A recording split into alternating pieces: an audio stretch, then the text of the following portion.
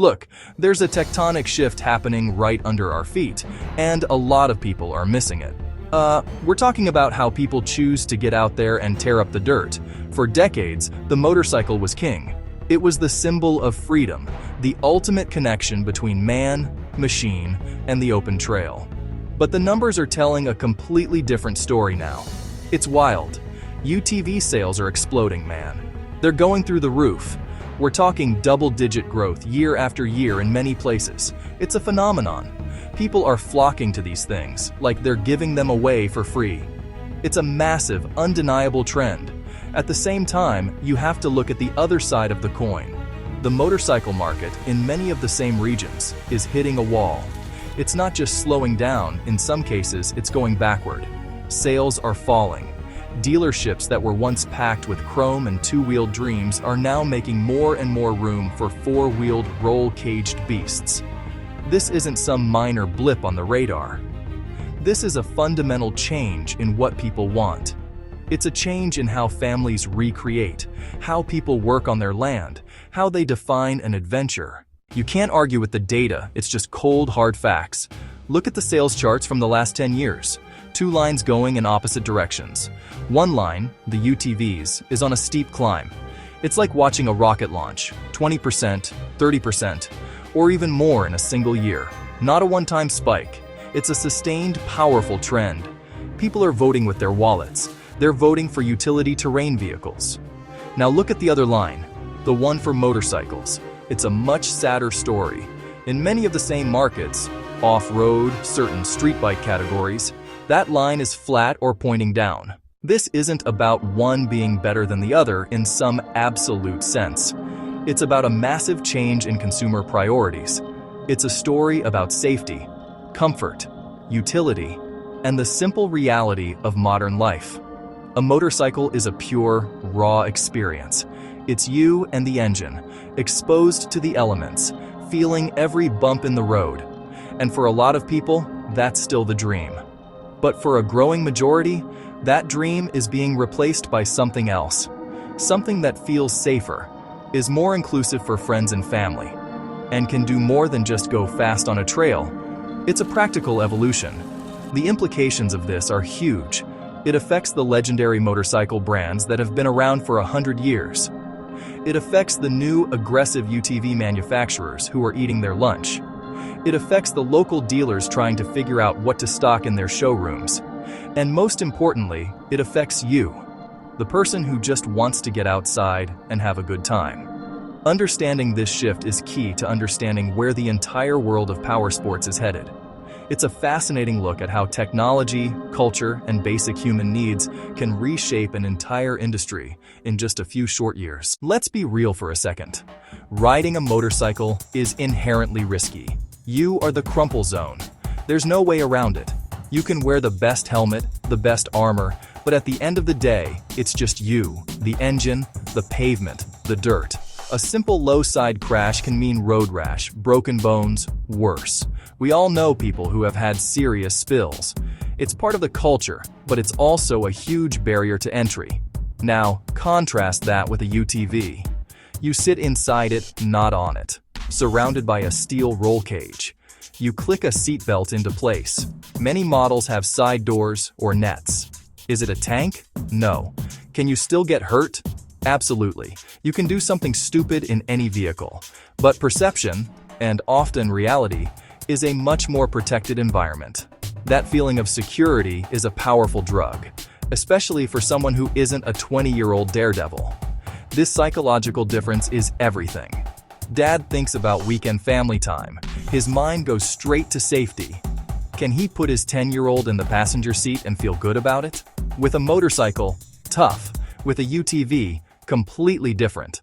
There's no denying the visceral thrill of a motorcycle. But let's be honest, it can be a physically demanding experience.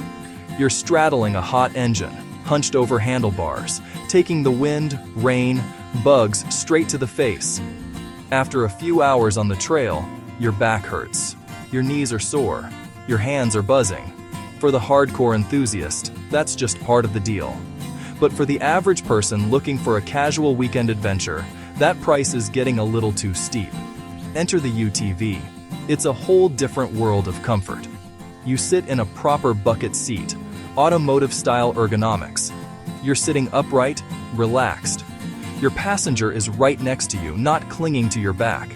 You can have a conversation without screaming into the wind.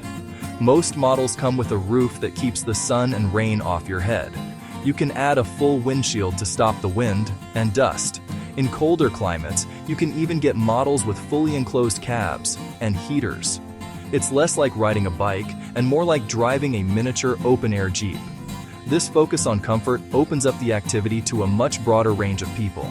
A group of UTV riders can cover 100 miles of trails and get back to camp feeling tired but exhilarated. Hop out, crack a beer, and talk about the day. That's not a criticism, it's just a different kind of experience. A motorcycle is an intensely personal experience. It's about you, the machine, the road. That solitude and focus is a huge part of its appeal.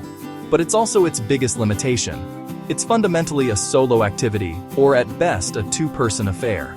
UTVs flip that on its head. Built to be shared. 2-seat UTVs, 4-seat UTVs, 6-seat UTVs. Load up the whole family. Parents up front, kids buckled in back. Same trail, same view, same adventure. Turns a solitary hobby into family time. We're all staring at screens. Getting everyone outside in one vehicle is powerful. But it's not just recreation. Utility is key. Smart marketing. Farmer, rancher, landowner. Not a toy, a vital tool. Haul feed, carry tools, tow trailers, reach rough terrain trucks can't. Replaces a farm quad and a beat-up pickup. Works Monday to Friday. Saturday, hose it down, hit the dunes. Dual purpose is the secret weapon. Easier to justify than a motorcycle. Not just fun, an investment in property or business. Easier conversation with your spouse. Honey, it's a tool that doubles as family fun. On the surface, it seems simple. A new dirt bike can be had for a few $1,000s, while a new UTV can easily cost $20,000, $30,000, or even more. Sticker price is only part of the story. Total cost of ownership, cost per person, cost per use. To get them all on motorcycles, you'd need 4 separate bikes and 4 sets of gear. With a single 4-seat UTV, you buy one machine.